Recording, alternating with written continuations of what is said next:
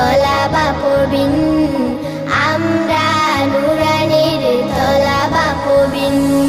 কোরআনের আলো দিয়ে রাঙাবো দিন, করব সমাজকে